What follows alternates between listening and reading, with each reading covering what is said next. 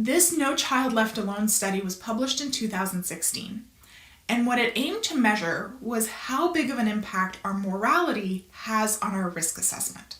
So how much does what we believe to be right or wrong affect how risky we think something is?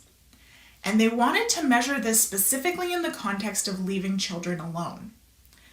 The abstract of the study details the story of the Meitiv family. I think I'm pronouncing that right. M-E-I-T-I-V.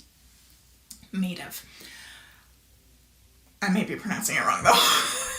I apologize if I am.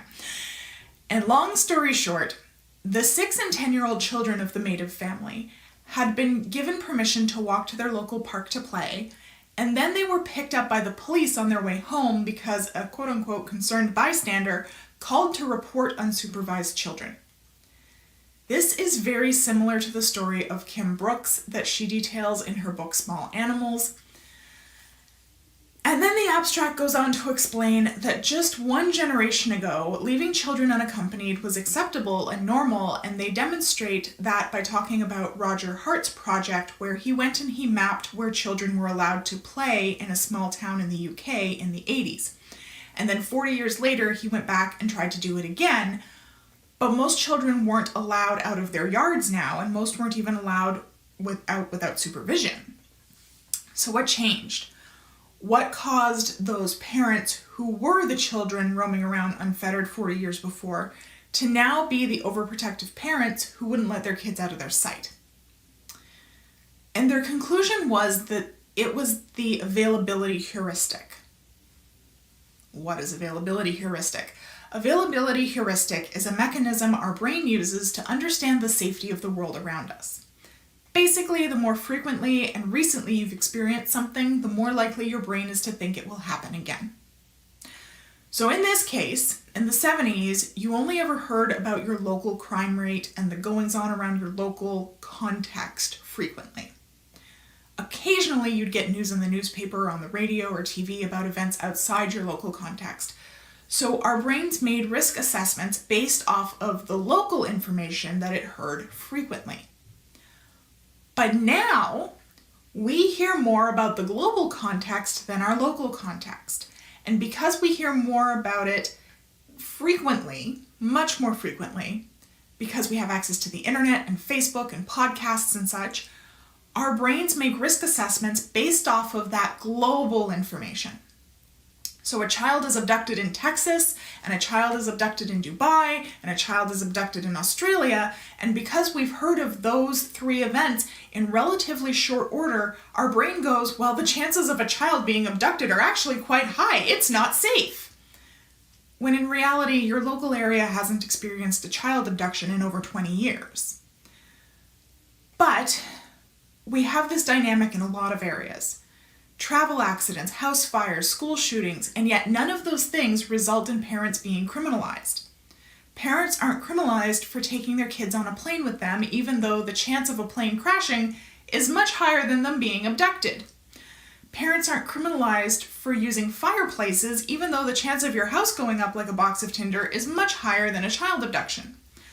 Parents aren't criminalized for sending their kids to school despite the glut of school shootings in the US every year. So why are some objectively high-risk activities totally normalized, but others aren't? And that's because of moral coherence. Basically, we modify factual beliefs to fit our moral intuition. So if we think something is morally wrong, we will alter the facts to justify that moral judgment. If we think something is morally acceptable, we'll do the same thing. So how this study was conducted was that they created 6 scenarios using 6 imaginary children of 6 imaginary different ages. And they created vignettes of situations under which each child would be left alone. So like one 10-year-old child was being left alone asleep in a cool underground parking garage at a local gym. Another was a 2-year-old sitting at home eating a snack and watching the movie Frozen. So they created these scenarios and they read them to the participants.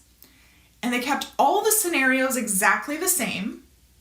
The only thing that they altered is the reason the parent was leaving their child in the scenario. So they had 5 different reasons for leaving the children that they rotated through: voluntary, unintentional, work, relaxation, and affair. So they read the scenarios and they were asked to rate the amount of risk in a situation from 1 to 10 based on the risk of the child being harmed. They then ran the same experiment, but instead of mothers leaving their child, it was a father leaving the child. And there were a few other variations that they ran as well.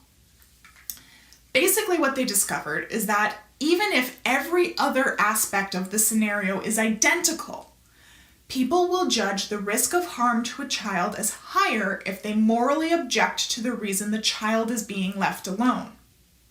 So in the scenarios that ended with mom being hit by a car or stuck in traffic on her way home, the unintentional category, the participants universally rated the risk of harm as lower. In the scenarios that ended in mom leaving the kids to go meet a lover or to go to the spa, the relax and affair conditions, the participants universally assessed the risk as almost double.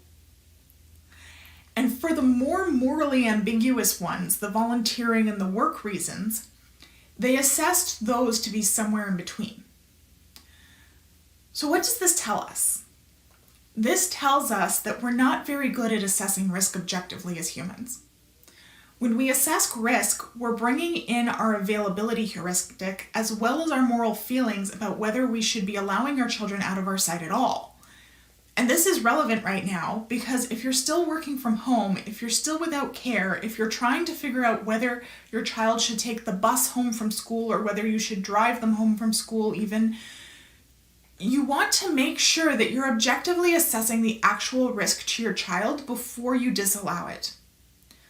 Over the pandemic, so many of us have been killing ourselves trying to never let our kids out of our sight, doing everything for them, taking health precautions, even though they aren't necessarily all rooted in reality. And I'm guilty of this too, right? Like I kept both my children home from school last year, despite very low COVID numbers locally. However, that wasn't the only factor in me deciding to keep them out. I looked at those numbers and they were low.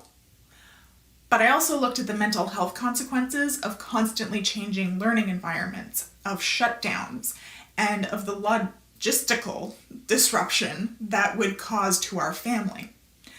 I looked at the risk of having to shut my parents out of our bubble. And I tried to make an objective decision based on those risks as well. I'm not entirely sure I succeeded, but knowing this information, I really tried to be objective.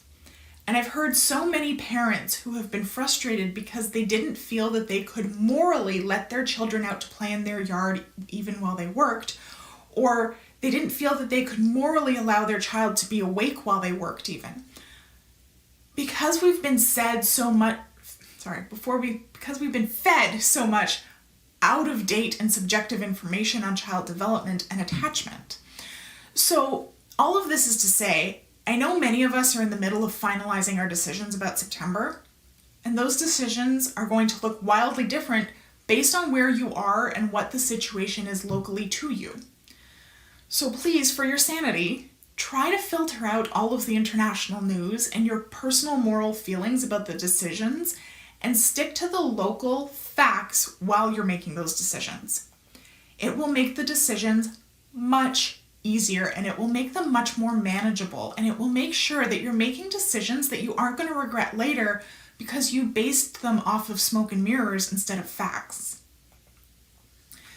So I hope that gave you some food for thought and will make you pause next time you're denying your child an opportunity to consider where your denial is coming from. Is it from a moral judgment? Is it based on availability heuristic? Is it based on facts and your child's actual abilities? If you've got questions, please drop them in the comments and I'd be happy to answer them. If you'd like to continue the conversation, come find me in the Parenting Posse Facebook group and we can talk about it over there. The link is in the description. Thanks so much for joining me today. I will see you next week for another Uncommon Sense parenting class. Bye.